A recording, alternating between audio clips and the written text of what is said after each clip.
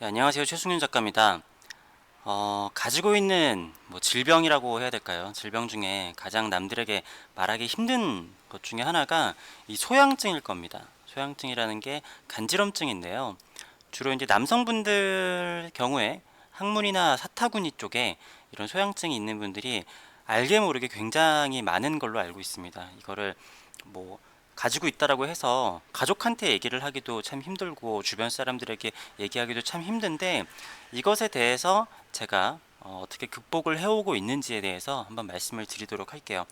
영상 마지막쯤에 제가 간단 요약한 거를 해놓을 테니까 제가 시간도 이렇게 밑에 댓글에다 달아 놓을게요. 그래서 간단히 보실 분들은 그것만 보시고 제가 어떻게 이렇게 이러한 방법들을 말씀을 드리게 되는 건지, 왜냐하면 오해가 있으신 분들이 있을 거예요. 분명히 그냥 의사를 바로 가면 되지 않냐 병원에. 근데 그게 맞긴 한데 그래도 제 경험상 제가 이런 영상을 따로 제작을 하는 이유를 말씀을 드리도록 하겠습니다.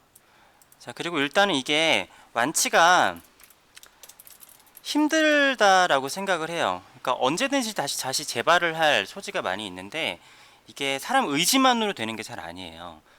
의지로 이겨낼 수 있는 한계가 좀 분명히 있기 때문에 초반에 치료를 잘하면 완치가 될 수도 있겠지만, 저도 계속 가지고 가는 겁니다. 그냥 완화가 됐을 뿐이에요. 제가 언제 처음 이거를 겪게 됐었냐면은, 제 기억에 군대 가기 직전이었던 것 같아요. 한 21살에 처음으로 있었는데, 제가 이게 소양증이라는 거를 알기 전까지 3년이 걸렸습니다. 그러니까 이 3년 전까지는 이 병이 뭔지도 몰랐어요. 이게 뭔지를 몰랐어요. 근데 이게 제가 그냥 가만히 있으면서 이게 뭔지도 몰랐었던 게 아니라, 처음에는 제가 그리고 이제 21살, 22살 때 이제 군대를 갔었는데, 처음엔 제가 이게 그런 거 있잖아요. 건선이나 아니면은 뭐 곰팡이균 같은 거 있죠. 그러니까 무좀의 일종이라고 생각을 하기도 했었고, 나중에는 성병인가라는 생각도 했어요. 성병을 걸릴 일이 없는데 막 그런 거 있잖아요. 그래도 뭐 어떻게 피를 잘못하거나 무슨 뭐 해가지고 그런 건가까지도 생각을 했었어요.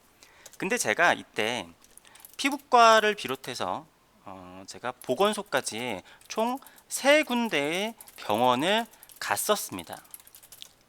제가 그러니까 왜 이 영상을 만드냐면은, 지금은 물론 저 때가 15년도 더 된 일이니까 지금은 많은 의사분들이 잘 보실 거라고 생각을 해요. 그런데 제가 이 3년 동안 총 3군데의 병원을 가는 동안 그 피부과 선생님이나 보건소나 저의 그 피부 상태를 보고 하셔도 이게 뭔지 몰랐습니다. 3군데 모두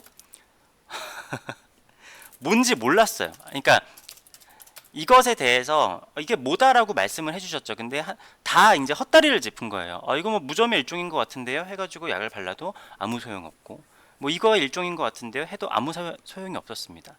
그러다가 제가 이거를 어떻게 극적인, 정말 저한테는 너무너무 극적이었어요. 어떻게 알게 됐냐면은, 이게 간지럽잖아요. 그래서 그 당시에 제가 인터넷에다 검색을 해봤습니다. 그랬더니 간지럼증이라는 것이 소양증이라는 거를 알게 됐어요. 그래서 저희 동네에 있는 그냥 약국에 가서 소양증인데 어떻게 해야 되냐고 물어봤어요. 그랬더니 소양증 연고를 주셨습니다. 연고를 주셨는데, 이 연고를 쓰고 나서 정말 극적으로 제가 살아오면서 가장 드라마틱한 순간이었던 것 같은데, 정말 씻은 듯이 났어요. 씻은 듯이. 물론 이 연고라는 것 자체가 약간은 스테로이드성 연고입니다. 그래서 그 당시에는 어떤 병원에서는 처방전이 있어야 준다라고 하는 약사분도 계셨고, 어떤 약국에서는 그냥 줬어요. 네, 그거는 뭐 지역인지 아니면 약사분들마다 달랐던 것 같은데, 아무튼 이때는 그 약국에서 그냥 바로 주셨거든요.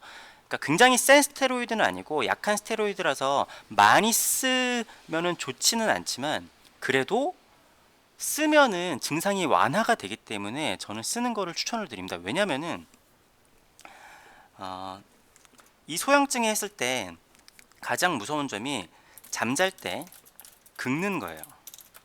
여러분들 그 아토피 같은 거 있는 어린 애기들 보면은 잘 때 이렇게 주먹에다가 이렇게 꽁꽁 싸매고 자잖아요. 그 이유가 잘 때 얼굴이나 몸을 긁기 때문이거든요. 이게 긁는다라는 게 굉장히 무서운 점이 피가 날 정도로 긁습니다. 그리고 피가 나면은 거기에 세균이 감염이 돼요. 그래서 제가 성병이라고 생각을 했었던 게 왜 그랬냐면은 저는 붉은 반점들이 온몸에 생겼었어요. 그러니까 이게 그러니까 저는 이때까지만 해도 내가 잘 때 긁는다는 사실도 몰랐거든요. 내가 잘 때 긁나? 이런 거를 몰랐었는데 아주 나중에 손에 일어났을 때마다 피가 묻어 있는 걸 보고 아 이게 내가 자는 동안 긁는구나 라는 거를 알게 됐어요. 그러니까 이 긁는다는 게 엄청나게 무서운 게 이 긁었을 때 거기에 이게 이 소양증 아니라 다른 세균들도 감염이 될 수 있는 거죠. 그래서 2차 다른 피부 질환이 생길 수 있는 소지가 굉장히 큰 거예요. 그렇기 때문에 아예 연고를 사용을 해서 그 정도까지 안 가게 미리 이제 방어를 하는 게 더 낫다라고 생각을 합니다. 스테로이드 연고를 쓰지 않고 막 그 이제 네이버나 아니면 의사분들한테 물어보면은 뭐 밀가루 음식 먹지 말고 돼지고기 먹지 말고 뭐 이렇게 하는 그런 거 있잖아요. 그런 거를 한다고 하더라도 효과가 굉장히 적을 뿐더러 실제적으로 그렇게 살기는 거의 무슨 뭐랄까 약간 스님처럼 살아야 되잖아요. 스님처럼 사는 거 의사분들도 사실 거의 불가능한 일이잖아요. 그리고 그거를 어떠한 기간 동안 몇 개월만 하면은 그게 끝나는 게 아니라 제가 아까 말씀드렸지만 이거는 완치가 제가 봤을 때 한 번 걸렸으면은 되게 힘들어요. 그래서 스테로이드 연고를 많이 쓰는 게 아니라 이게 약간 간지럼이 올라올 것 같다 싶을 때 한 일주일에 한 번 정도 써주는 것 같습니다. 자 그러면은 제가 이제 방법적인 거를 세 가지를 정리를 해드리겠습니다. 1번은 스테로이드 연고인데 그냥 무조건 스테로이드 연고가 아니라 약국 가서 소양증에 대한 연고를 달라고 하세요. 저 같은 경우에는 어떤 연고를 썼냐면은 처음에 제가 처음에 쓴 거기도 하고 그 후에도 계속 썼던 게 크린즈 크림이라는 거를 썼습니다. 크린즈 크림을 썼었는데 이걸 네이버에서 한 검색을 해볼게요. 자, 크린즈 크림을 검색을 해보면은 여기 들어가시면은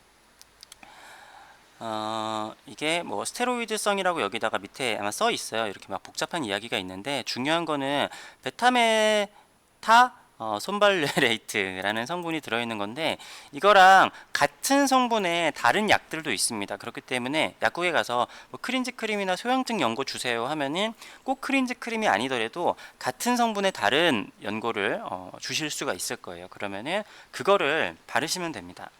다시 말씀드리지만 병원을 가는 것도 중요해요. 그런데 병원에 가게 됐을 때 처음에 약한 거를 주겠지만 일단은 약국에서 일반인들에게 그냥 간단한 상담을 통해서 준다라는 거는 나라에서 그렇게 약사와의 상담을 통해서도 줄 수 있게 한 거잖아요. 그렇기 때문에 이게 결코 뭐 나쁜 게 아니거든요.